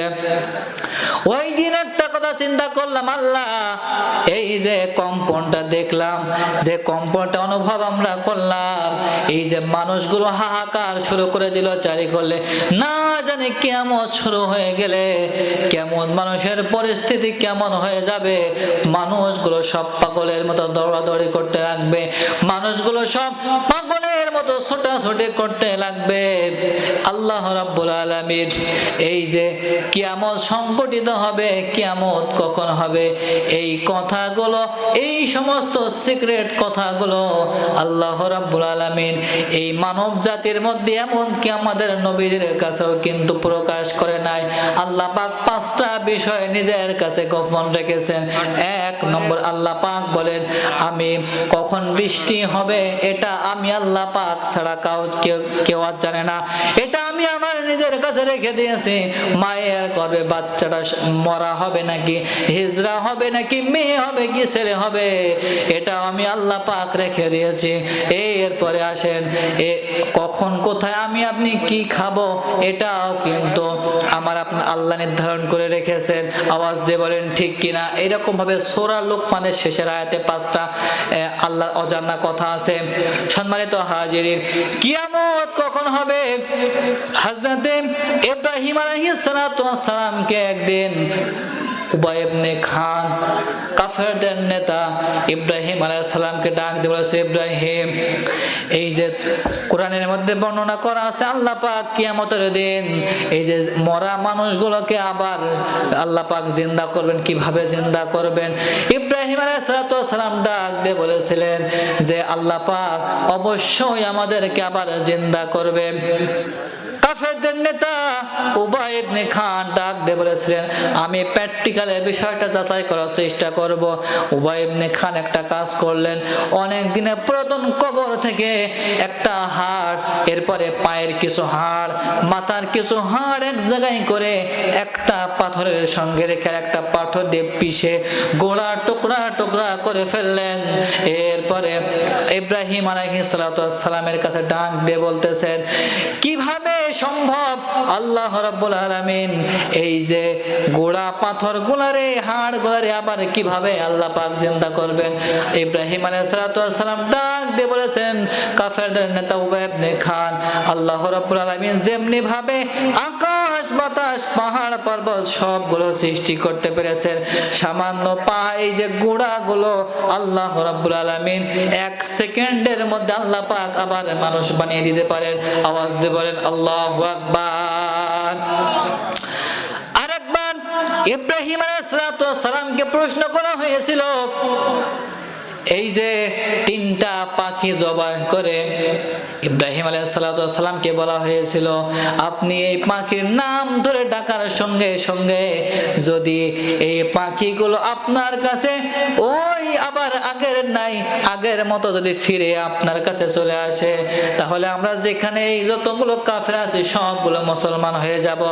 ইব্রাহিম আলাইহিস সালাম ওই 4টা পাখি ধরলেন, পাখিগুলোকে জবাই করলেন, এরপরে গোশত মাংসগুলো আলাদা এক জায়গায় সেডিমিনি করলেন, আবার গোশত মাংসগুলো আলাদা ভাগ করে 4 পাহাড়ে রেখে আসলেন। এরপরে পাখিগুলোর নাম ধরে ডাক দেওয়ার সঙ্গে সঙ্গে ওই পাখিগুলো আবার পুনরায় ইব্রাহিম আলাইহিস সালামের ডাকে আবার সেই পাখিগুলো ইব্রাহিম আলাইহিস সালামের হাতের উপরে এসে বসে গেলেন। একটু চিৎকার দিয়ে বলেন আল্লাহু আকবার। সম্মানিত হাজিরিন, আমার বন্ধুগণ, আল্লাহ রাব্বুল আলামিন মানুষের সম্মান যে সবচাইতে বেশি দিয়েছেন এটাও আমরা আল্লাহ রাব্বুল আলামিন যুক্তি দিয়ে প্রমাণ করলাম, হাদিস দিয়ে প্রমাণ করলাম। আল্লাহ রাব্বুল আলামিন এই যে আল্লাহ একটা ঘটনা বলে আপনাদেরকে শেষ করে দিই। আল্লাহ পাক আমি আর আপনার কত গুনাহ করলাম, এখানে এমন কোন ব্যক্তি নাই দাঁড়িয়ে বলতে পারবেন হুজুর আমি একটা মানুষ খুন করেছি, কে বলতে পারবেন? এখানে দাঁড়িয়ে কেউ বলতে পারবেন না আমি একটা মানুষ খুন করেছি? আল্লাহ রাব্বুল আলামিন ডাক দিয়ে বলেন যদি কোনো ব্যক্তি আমার কাছে তওবার মতো তওবা করতে পারে আমি আল্লাহ পাক তাকে maaf করে দেই। ছোট্ট একটা ঘটনা বলে শেষ করে দেই। আল্লাহর নবীজির একজন পয়গম্বর ছিলেন, আল্লাহর নবীজির একজন সাহাবী ছিলেন, নাম তার দাহিয়াতুল কালমে। দাহিয়াতুল কালমে ডাক দিয়ে বলে হুজুর আল্লাহর নবীজি মসজিদের নামাজ পড়াতে আসেন, আল্লাহ রাসূল সাল্লাল্লাহু আলাইহি ওয়াসাল্লাম লক্ষ্য করেন এক সাহাবী ওই মসজিদের কোণে বসে বসে প্রত্যেকদিন হাওমাও করে কান্নাকাটি করে। ওই দাহিয়াতুল কালমি, ওই সাহাবীর নাম হলো দাহিয়াতুল কালমি। প্রত্যেকদিন নামাজ শেষে যখন সমস্ত সাহাবীরা বেরিয়ে যায়, দাহিয়াতুল কালমি একা বসে বসে ঘরের কোণে কান্নাকাটি করে, মসজিদের কোণায় বসে বসে কান্নাকাটি করে। দাহিয়াতুল কালমি মসজিদের কোণায় বসে বসে কান্নাকাটি করে। আল্লাহ রাসূল সাল্লাল্লাহু আলাইহি ওয়াসাল্লাম একদিন দাহিয়াকে ডাক দিয়ে বলতে, দাহিয়া, আমি প্রত্যেকদিন লক্ষ্য করি তুমি ওই মসজিদের কোণায় বসে বসে কেন হাউমাউ করে কান্নাকাটি করো? দাহিয়াতুল কালমি বলে, হুজুর, যদি আপনি আমার জীবনের ঘটনা শোনেন তাহলে মনে হয় আপনি আপনার মসজিদ থেকে আপনি মনে হয় আমারে বের করে দেবেন। দাহিয়াতুল কালমি কথা বলার পরে আল্লাহ রাসূল সাল্লাল্লাহু আলাইহি সাল্লাম ডাক দিয়ে বলছে, দাহিয়া, তোমার মনের সব কথাগুলো আমারে খুলে বলো। দাহিয়াতুল কালমি বলে, হুজুর, আমি আগে যে ধর্মের মানুষ ছিলাম ওই ধর্মের নিয়ম নীতি ছিল ওই সমাজের মধ্যে যদি কোনো মেয়ে সন্তান জন্মগ্রহণ করে ওই মেয়ে সন্তানকে জীবন্ত কবরে দেওয়া, জীবন্ত হত্যা করা। আল্লাহ আমার বিবির পেটে একটা মেয়ে সন্তান দিয়েছিলেন, আমার মেয়েটাকে আমি প্রথম দিন ধরলাম, মাথায় তুলে আছাড় দিয়ে মারবো। এমন সময় আমার বিবি আমার একটা পা জড়িয়ে ধরে, প্রাণের স্বামী গো, মেয়েটাকে এবারের মতো মাফ করে দাও, মেয়েটা একটু বড় হলে তাকে বনবাসে পাঠিয়ে দেব। দাহিয়াতুল কালমি বলে, হুজুর, সেদিন আমি আমার বিবির কথায় মেয়েটাকে ছেড়ে দিলাম আর আমার বিবিকে ডাক দিয়ে বললাম, আমি সফর করার জন্য দূর দেশে চলে যাচ্ছি, আমি সফর করে যেন আমি এই মেয়ের মুখটা আমি আর না দেখি। দাহিয়াতুল কালমি বলে, হুজুর, সফরের জন্য দূর দেশে চলে গেলাম, অনেক দিন পরে ফেরত আসলাম, গেটে এসে দেখি আমার ওই ছোট্ট মেয়েটা আমার গেটের সামনে দাঁড়ালো। দাহিয়াতুল কালমি বলে, হুজুর, আমার মেয়ে আমার কোলে উঠতে চাইলো, কিন্তু আমি নিষ্ঠুর পিতা মেয়েটাকে কোলে নিলাম না। আমার মেয়ে আমার দিকে দুটো হাত বাড়িয়ে দিল, আমার মেয়েকে আমি কোলে নিলাম না।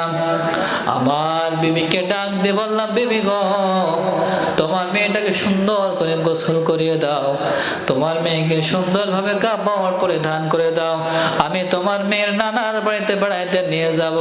দাহিয়াতুল কালমি বলে, হুজুর, আমার বিবির কাছ থেকে আমি বিদায় নিয়ে চলে আসলাম আর খুব আস্তিনে একটা কোদাল নিয়ে নিলাম, আমার মেয়ের আমি হাতটা ধরে মাঠের মধ্যে দিয়ে হাঁটতে হাঁটতে যাইতেছি, আমি আস্তিন থেকে কোদালটা বের করলাম, এরপরে আমি যখন গর্ত করতে যাচ্ছি আমার কপাল দিয়ে ঘাম পড়তেছে, আমার মেয়ে আমাকে ডাক দিয়ে বলতেছে, আব্বু গো, তোমার কষ্ট দেখলে কিন্তু আমি সইতে পারি না, আব্বু গো, কত কি হবে আমার।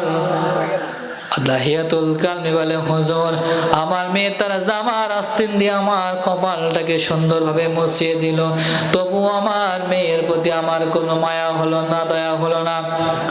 গর্ত করার কাজটা শেষ হয়ে গেল, আমি যখন আমার মেয়ের হাত বাঁধতে যাচ্ছি, আমার মেয়ের পা বাঁধতে যাচ্ছি, আমার মেয়ে তখন আমার দিকে ফেল ফেল করে তাকিয়ে আমার কাছে দুটো হাত জোর করে বলতেছে, আব্বু গো, মেয়ে হয়েছে বলে মনে হয় তোমার মনটা খারাপ, আব্বু গো, আমি একটু বড় হলে আমি অনেক দূর চলে যাব, তোমার বাড়িতে থাকতে যদি কষ্ট হয়ে যায়, সমস্যা হয়ে যায়, তুমি আমারে বলে দিও, আমি জীবনে তোমার বাড়িতে আমি কোনোদিন তোমার ঘরে থাকতে চাইবো না, তোমার বাড়িতে যদি দুমুঠো খাবার চাই, যদি দৃষ্টি কষ্ট হয়ে যায়, আমারে তুমি বলে দিও, আমি জীবনে কোনোদিন তোমার কাছে এক মুঠো খাবার চাবো না, আমি জঙ্গলের পাতা খেয়ে খেয়ে বেঁচে থাকবো। দাহিয়াতুল কালমি বলে, হুজুর, দয়া হলো না, মায়া হলো না, আমার মেয়েকে আমি কবরের মধ্যে ফেলে দিলাম, আমার মেয়ে আমার দিকে ফেল ফেল করে তাকাচ্ছে, দেখি আমার পাশে একটা পাথর পড়ে আছে, আমার পাথরখানা তুলে আমার মেয়ের মুখ বরাবর মেরে দিলাম। ছাগল জবাই করলে যেমন রক্ত বের হয়, মুরগি জবাই করলে যেমন রক্ত বের হয়, গরু জবাই করলে যেমন রক্ত বের হয়, আমার মেয়ের মুখ থেকেও ঠিক ওই রকম রক্ত বের হচ্ছিল হুজুর। ওই মেয়ে তার কাহিনী যখন আমার মনে হয় আল্লাহ আমার জীবনের সমস্ত গুনাহগুলো মাফ করে দিলেও, আল্লাহ মনে হয় আমার জীবনের সমস্ত গুনাহগুলো মাফ করে দিলেও আল্লাহ মনে হয় আমার এই গুনাহ কোনোদিন মাফ করবে না। আল্লাহ নবীজি আমার দাহিয়াতুল কালমিকে ডাক দিয়ে বলতেছেন, দাহিয়া, মানুষ যে এত নিকৃষ্ট হয়ে আমার জানা ছিল না দাহিয়া রে, মানুষ যে এত খারাপ হতে পারে আমার জানা ছিল না দাহিয়া রে। তবে তুই একটা সুসংবাদ শুনে রেখে দে, যখন তুই মনে মনে নিয়ত করেছিস, যখন তুই তওবা করেছিস যে আমি আর কোনোদিন চাঁদাবাজি করব না, আমি কোনোদিন মেয়ে আর হত্যা করব না, আমি কোনোদিন লুণ্ঠন করব না, ডাকাতি করব না, চুরি করব না, সঠিক তওবা করে যখন তুই আমার রাস্তায় ফিরে এসেছিস, আল্লাহ রাব্বুল আলামিন তোর জীবনের সমস্ত গুনাহগুলো মাফ করে দিয়েছেন। ও আল্লাহর গোলামেরা, দাহিয়াতুল কালমির মতো আমি আপনি আর কয়টা মানুষ খুন করলাম? দাহিয়াতুল কালমিকে যদি আল্লাহ পাক এত জঘন্য একটা কাজ করার পরে যদি আল্লাহ পাক মাফ করে দিতে পারে, আল্লাহ পাক আমাকে আপনাকে সকলকেও সঠিক তওবা করলে মাফ করে দেবে। আওয়াজ দিয়ে বলেন কথা ঠিক কিনা? একটু দূর সরে পড়েন, আল্লাহুম্মা সাল্লি আলা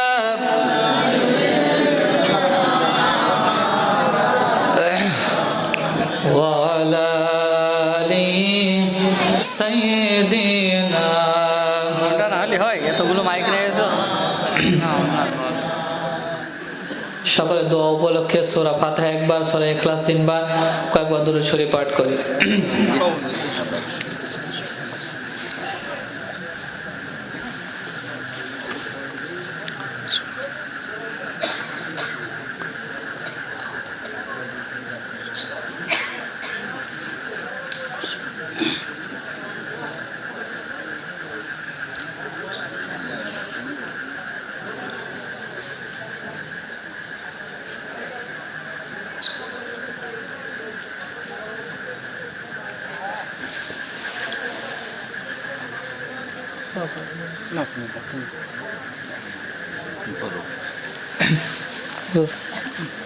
اللهم آمين. ربنا ظلمنا أنفسنا وإن لم تغفر لنا وترحمنا لنكونن من الخاسرين. اللهم رب ارحمهما كما ربياني صغيرا وقل رب ارحمهما كما ربياني صغيرا. রব্বুল আলামিন, আসমানের মালিক, জমিনের মালিক, খাওয়ানোর মালিক, বাঁচানোর মালিক, মৃত্যু দেওয়ার মালিক রব্বুল আলামিন, আয় আল্লাহ, সেই মাগরিব থেকে নিয়ে তোমার কতগুলো আল্লাহ তোমার বান্দারা কথা বলেছে, মাগরিব থেকে নিয়ে তোমার বান্দারা চাতক পাখির ন্যায় তাকিয়ে আছে আল্লাহ রব্বুল আলামিন। আল্লাহ সেই মাগরিব থেকে কোরআনের কথা বলেছে, আমি গুনাহগার শেষ পর্যায়ে এসে কিছু কথা বলেছে আল্লাহ। সূরা 3 4 নম্বরের আয়াতের কিছু কথা তোমার বান্দা বান্দীদের সামনে তুলে ধরেছি রব্বুল আলামিন। যা কিছু পড়া হয়েছে ভুল ভ্রান্তি ক্ষমা করে সবটুকু সোনার মদিনায় নবী পাকের রওজা মুবারকে পৌঁছে দাও। तमाम জীবন নাম শুনেছি মুহাম্মদ, মুহাম্মদ সাল্লাল্লাহু আলাইহি ওয়াসাল্লাম। কোনদিন তোমার সেই নবীকে আমরা দেখি নাই রব্বুল আলামিন। তোমার সেই নবীকে যারা দেখেছিল, কেউ বা নবীজির হাতে হাত রেখে সোনার মানুষ হয়েছিল, আবার কেউ বা নবীজির দান উহুদের ময়দানে শহীদ করে দিয়েছিল। হযরত আয়েশা আল্লাহর নবীজিকে গোসল করাইতেছিলেন।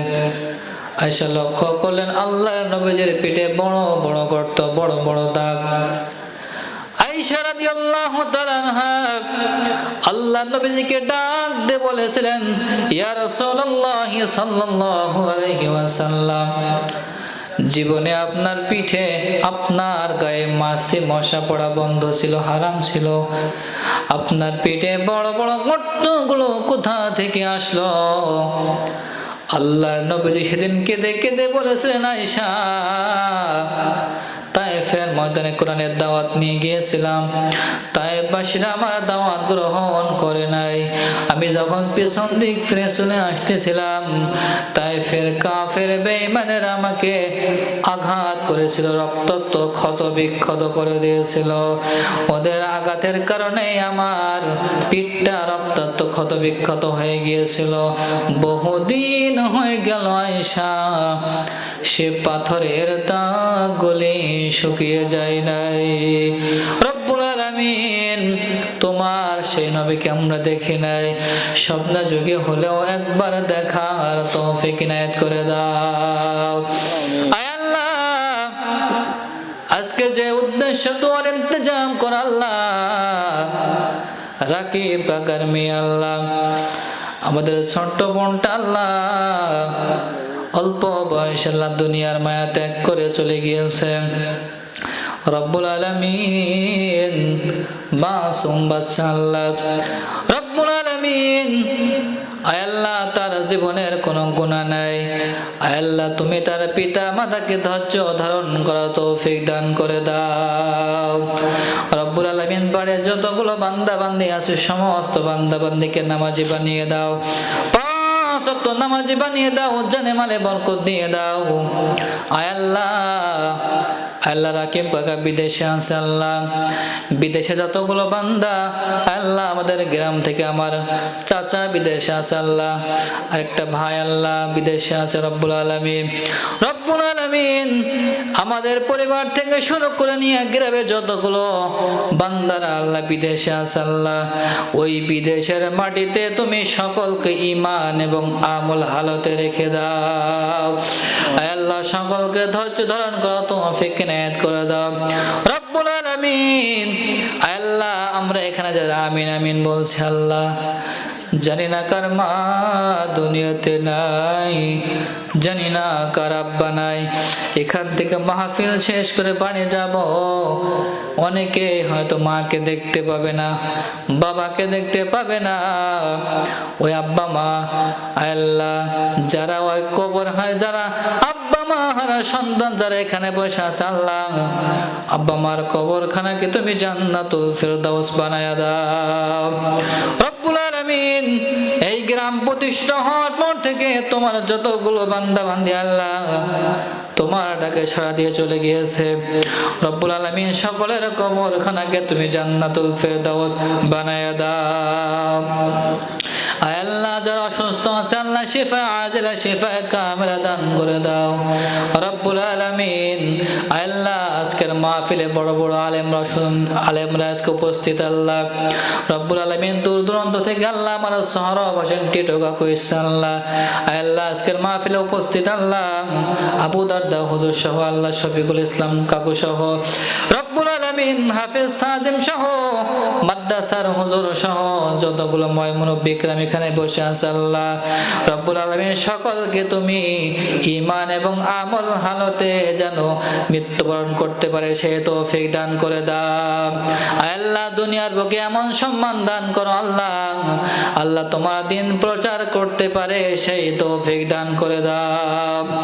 রব্বুল আলামিন, আল্লাহ, আমাদেরকে দিনের সঠিক বুঝ দান করে দাও আল্লাহ, তোমার পথে থেকে তোমার মধ্যে চলে যেন আমরা আল্লাহ জীবনের শেষ নিঃশ্বাস করতে পারি সেই তৌফিক ইনায়েত করে দাও। আল্লাহ, যারা আজকে রাধুনী আছে আল্লাহ, কত কষ্ট করে অর্থ দিয়ে শ্রম দিয়ে মেধা দিয়ে আল্লাহ যারা সুন্দরভাবে আয়োজনটা পরিচালনা করলো আল্লাহ, সকলের এই চেষ্টাগুলো তুমি জান্নাতের খাতায় লিখে নাও। আল্লাহ, আজকের মাইক সার্ভিস আল্লাহ ইদ্রিস কাকু আল্লাহ, সুন্দর মাইক, অনেক দিন ধরে মাইক পরিচালনা করেছে আল্লাহ, রব্বুল আলামিন, তুমি তাকে ঈমান এবং আমল হালতে রাখো আল্লাহ। রব্বুল আলামিন, আজকে যারা দূর দূরান্ত থেকে অতিথি এসেছে আল্লাহ, সকলকে কবুল করে নাও, সকলকে ঈমান এবং আমল হালতে মৃত্যুবরণ করা তৌফিক দান করে দাও।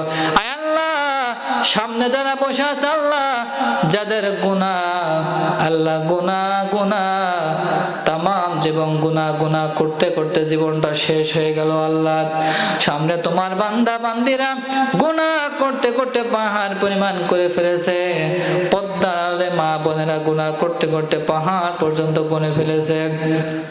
আয় আল্লাহ, যদি তুমি আমাদের গুনার দিকে তাকাও তাহলে তোমার আর গুনাহ আমাদের ক্ষমা করতে আল্লাহ মন চাইবে না। তোমার এই জাব্বার গফুরের কাদেরে আমাদের জিন্দেগির সমস্ত গুনাহগুলোকে মাফ করে দাও রব্বুল আলামিন। যারা অসুস্থ আছে আল্লাহ শিফায়ে আজিলা শিফায়ে কামিলা দান করে দাও। আয় আল্লাহ, এই বাড়ির সব বালা মুসিবত গুলো দূর করে দাও। আয় আল্লাহ, নেক হায়াত দারাজ করো সকলকে আল্লাহ রব্বুল আলামিন, সকলকে 5 ওয়াক্ত নামাজি বানিয়ে দাও। আল্লাহ, তোমার দিন মোতাবেক চলতে পারে সে তৌফিক ইনায়েত করে দাও রব্বুল আলামিন। আয় আল্লাহ, আজকে তোমার একজন প্রিয় বান্দা আল্লাহ গতকাল দুনিয়া থেকে চলে গেছে আল্লাহ, তোমার পথে তোমার লড়ক সৈনিক আল্লাহ ওসমান হাদি ভাইকে তুমি জান্নাতুল ফেরদাউস দান করে দাও রব্বুল আলামিন। আল্লাহ, আমরা যারা কথা বললাম আল্লাহ, সকলকে দিন প্রচার করার জন্য, দিনের প্রসারের কাজের জন্য তুমি কবুল করে নাও আল্লাহ। সকলকে সুস্থতা দান করে দাও রব্বুল আলামিন। যারা মাঠে কৃষি কাজ করে আল্লাহ, সকলকে খেত ভরা দান দিয়ে দাও আল্লাহ। তোমার আযাব গজব থেকে আমাদেরকে রক্ষা করো। বিশ্বে এই ফিতনা ফাসাদ থেকে আমাদের মুসলিম উম্মাহকে তুমি হেফাজত করো। রব্বানা তাকাব্বাল মিন্না ইন্নাকা আনতাস সামিউল আলিম ওয়া তুব আলাইনা ইন্নাকা আনতাত তাওয়াবুর রহিম। সুবহানা রাব্বিকা রাব্বিল ইজ্জাতি আম্মা ইয়াসিফুন, সালামুন আলাল মুরসালিন, আলহামদুলিল্লাহি রাব্বিল আলামিন। ওয়াজআল আখিরা কালামি ইনদাল মাউতি লা ইলাহা ইল্লাল্লাহু মুহাম্মাদুর রাসূল।